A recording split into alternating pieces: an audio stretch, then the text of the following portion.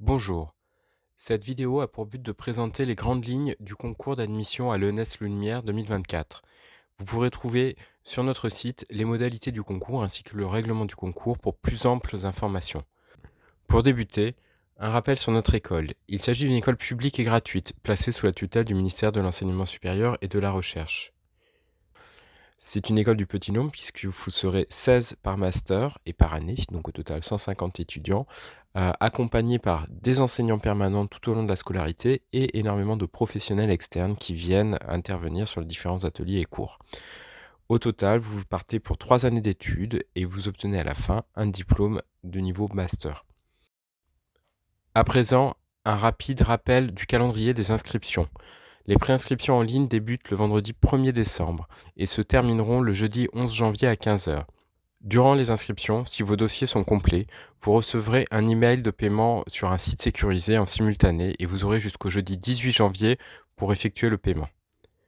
Le 2 février, la publication des listes sur notre site sera suivie d'un email envoyé à toutes les personnes admises à concourir, où vous retrouverez notamment les sujets des dossiers de la phase 1. Le concours se termine le 9 juillet avec la mise en ligne de la liste des admis définitifs au concours. Pour le concours, il faut avoir un niveau bac+2, donc 2 années dans une même formation d'enseignement supérieur, soit correspondant à 120 crédits ECTS, soit un niveau RNCP niveau 5. Une limite d'âge, moins de 27 ans au 1er octobre 2023. Il n'y a pas de limite de candidature, donc jusqu'à cet âge, vous pouvez candidater autant que vous voulez, et quand vous vous inscrivez, vous devez impérativement choisir cinéma, photographie ou son, puisque les 3 concours sont différents. Concernant les pièces à fournir pour l'inscription, nous invitons à lire le document présent sur la page Inscription 2024, un PDF indiquant tous les documents en détail qu'il faut fournir.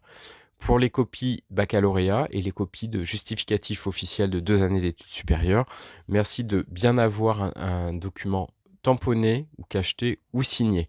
Les documents qui ne sont pas officiels, type temporaire ou relevé de notes sans aucune indication ou signature, ne seront pas acceptés. Les CV serviront pour les oraux de la phase 3. La photo d'identité servira également pour les oraux ainsi que pour la création du badge d'accès à la Cité du cinéma.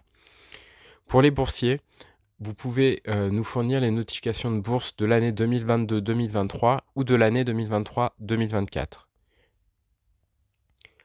Concernant le calendrier des épreuves, vous trouverez sur notre site le rappel des dates ainsi que les modalités du concours où tous ces éléments sont détaillés. Les descriptifs pour chacun des concours, que ce soit pour le master cinéma, le master photographie ou le master son, sont également détaillés et vous trouverez dans les modalités du concours des référentiels que nous vous invitons à lire pour vérifier les notions, notamment scientifiques, qui peuvent être posées.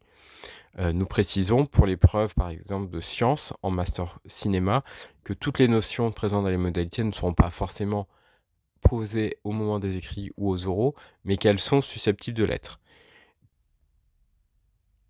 Il est donc attendu pour vous préparer, et nous vous conseillons d'aller vérifier la page Se préparer au concours sur notre site, une bonne connaissance du média choisi, technique, historique, ainsi que des autres médias, puisqu'ils sont tous interconnectés, une bonne capacité d'analyse que vous allez retrouver dans les différentes phases du concours, évidemment des connaissances scientifiques. À nouveau, nous vous renvoyons au référentiel des modalités du concours, puisqu'elles sont différentes d'un concours à l'autre, et qu'il faut s'assurer que vous soyez capable de répondre aux notions potentiellement évoquées.